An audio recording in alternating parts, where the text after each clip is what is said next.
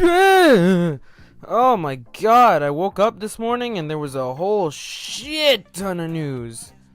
What's going on, guys? Kale Alec here. It's gonna be a longer video because there is a hell a bunch of new cards. I'm sorry, I just woke up, but I woke up to this and I was excited because I run, you guys saw my video, if not I'll leave it in the description, I run the Magician deck, and this card makes me so happy. So these are cards from Raging Tempest that are coming out. Apparently the new V-Jump scans showed all these new cards that are coming out, the Raging Tempest set. So we have Supreme King, Violent Dragon, Odd Eyes Raging Dragon. Okay, so it's just Odd Eyes Raging Dragon over here in the TCG. It's another Pendulum Exceed monster, which is the second one in the entire game, and both are exclusive to the Odd Eyes archetype. And that's pretty cool. It's a rank 7 Dark Dragon type Exceed Pendulum Effect monster with 3,000 attack, 2,500 defense. Exact same stats as Odd Eyes Rebellion, but I digress. Let's keep going. Pendulum scale of 1. Already better than Odd Eyes Rebellion, because Odd Eyes Rebellion is a scale 4, which is horrible, in my opinion. Scale 4 is kind of the worst scale. It sucks. Scale 4 is so it's so hard to work around that scale 4. Anyway, and then its pendulum effect is once per turn, if there isn't a card in your other pendulum zone, place one pendulum monster directly from your deck into your pendulum zone.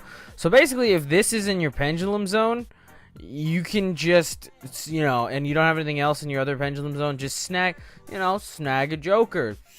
I mean, you don't want to put Joker in the scales, but it's a high scale. Snag a fucking Odd Eyes Unicorn. Snag a snap a Dragon Pit Magician. Like the possibilities are endless, guys. Like that's a pretty good pendulum effect already.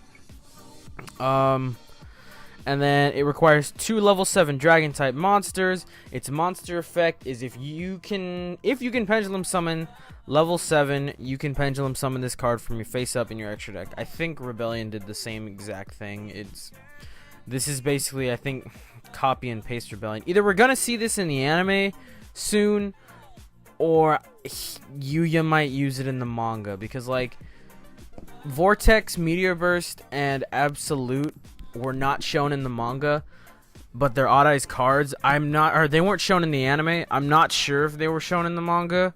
I don't read the Arc V manga, but I definitely know for a fact that Vortex, Meteor Burst, and Absolute were not shown in the anime. This may or may not get appearance in the anime. I hope it does, because its design is phenomenal. It looks good, but I'm rambling, and let's get back to this. Its first effect. This card gains the following effects if an Exceed monster is used as an Exceed material to this card. Pretty simple. You use Yankee on Absolute and overlay with Odd Eyes and Absolute. Or if you want to be extra as shit, you could have Yankee, and then I think it's Jing Shang, the girl magician, and she can turn Dark Rebellion into what's it called? She can turn Dark Rebellion into a rank 7, and then Genki can turn that into a level 7, technically.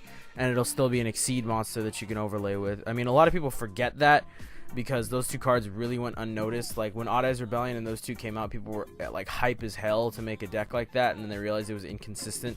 But then, I could make a whole video about this card by itself. Jesus, I need to chill.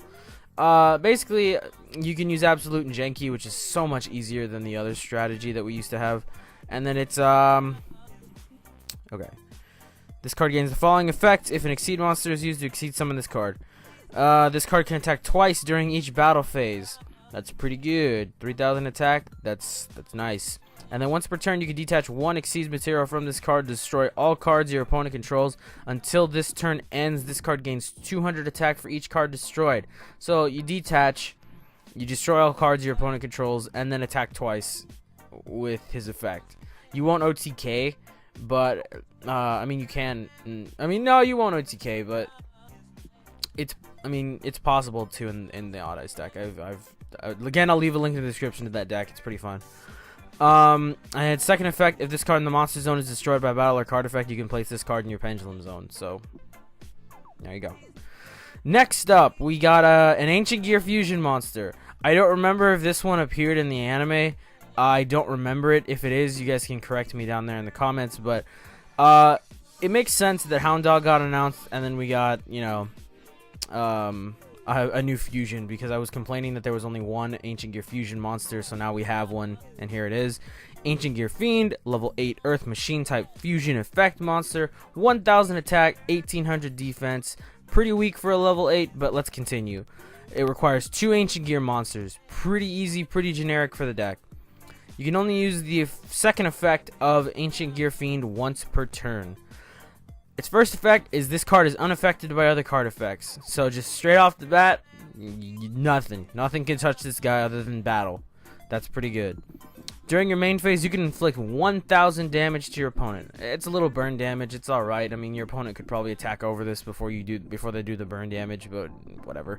And then if this card is destroyed by battle and sent to the graveyard, you can special summon one Ancient Gear monster from your deck, ignoring the summoning conditions. That is what I like to see with these Ancient Gears. Holy shit, man. So, you fusion summon it with Hound Dog and then another Ancient Gear monster. You put it in defense mode, burn your opponent, let them kill it if they don't know what the hell this does, and then you get a free Ancient Gear Gadgetron, you get a free Ancient Gear Golem, you get, you know, you get any Ancient Gear monster for free from your deck. That's amazing. Okay, so this is definitely going to be a must play in the deck because it's a fusion oriented deck now, it's looking like, so this is going to be good. Next we have Ancient Gear Reborn. It's a continuous trap card, and you can only control one Ancient Gear Reborn. Once per turn, if you control no monsters, you can target one Ancient Gear monster in your graveyard and special summon it. It gains 200 attack. I would complain that it says special summon it, ignoring the summoning conditions, but we already have that on Ancient Gear Fiend, so I'm not going to complain. I've been complaining about that clause for a little while, but it's forgivable with this card because it revives stuff from grave, so that's nice. Definitely at least a one-off in the... Actually, you know, it probably will only be a one-off in the deck. And then next, we have a new archetype completely. I think it's supposed to be like a Chinese Zodiac archetype, from what I've heard. They're called Espirits. They're a ritual spirit deck. And the only, like, special thing about this is that spirit monsters normally can't be special summoned. So ritual summoning is a special summon, in case you guys didn't know.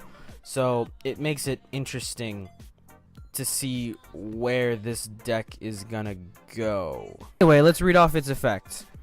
We have Espirit Lord Hikokakujaku. Hikokujaku. Yeah, I don't know what the... whatever. It's a level 8 Winged Beast Ritual Spirit effect monster. It's got 3000 attack, 2500 defense. You can ritual summon this card with Espirit Calling, which I'm assuming is this card down here. Must be ritual summoned and cannot be special summoned by other means. If this card is ritual summoned, you can return up to 3 monsters your opponent controls to the owner's hand.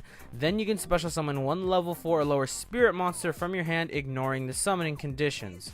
During the end phase of the turn this card was ritual summoned, return this card to the owner's hand. If you do, special summon 2 Espirit Bird tokens. Winged Beast win level 4s with 1500 attack, 1500 defense. So that's not bad for the main ritual monster deck. It fits the whole spirit theme. It returns monsters to the hand and then it goes back to your hand. It fits the whole spirit theme. It returns monsters to the hand and it goes back to your hand, but it also leaves you some tokens, which I'm assuming just you can ritual summon again with, which is nice because it keeps consistency, so this thing can come out whenever it wants to. And yeah. And then they have the ritual card, Espirit Calling. This card is used to ritual summon a Spirit Lord Hikokujaku or a Spirit Lord Himekujaku, which it doesn't look like it's here, so that card's probably going to get revealed eventually. You can tribute monsters from your hand or field, or banish spirit monsters from your graveyard whose total level is equal to the level of the ritual. Okay, so you can either do the typical ritual thing and send monsters from your hand or field, or just banish spirit monsters from your grave to ritual summon. So that's nice. The exact spelling for a Spirit Lord Hamakujaku, particularly... Okay, whatever. So it's just the ritual card for the deck. It's nice because you can banish spirit monsters from grave to ritual summon, so I guess that's nice. And we have a spirit bird, Kanagi Tsuru. Yeah, Tsuru. Level 4 winged beast type spirit effect monster, 1500 attack, 1500 defense, cannot be special summoned. Once per turn, if a spirit monster other than this card is normal summoned or special summoned, and this card is in the monster zone, you can activate this effect. Draw 1 card.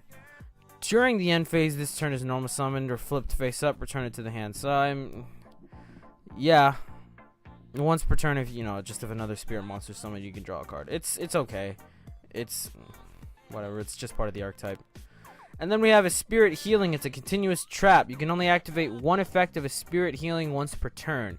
If a face-up spirit monster you control is returned to your hand while this card is in your spell and trap zone, you can target 1 card your opponent controls and destroy it.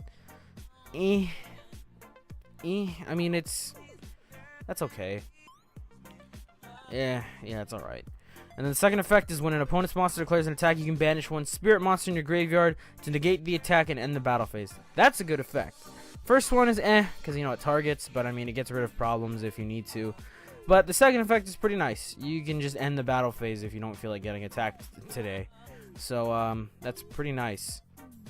Next, I'm going to move to stuff from the Fusion Enforcers. It's not Raging Tempest related, but it's new cards, and I want to cram it all into one video because I don't feel like editing multiple ones. So these are cards for the Fluffles or Frightfur deck. So they're gonna be coming out in the Fusion Forces set. We have Frightfur Kraken and Fluffle Octo, which got revealed in the anime a couple weeks back, and I'd assume they were gonna make cards for them because it's a main character's deck. They're obviously gonna print whatever shows up on screen for them. So we have.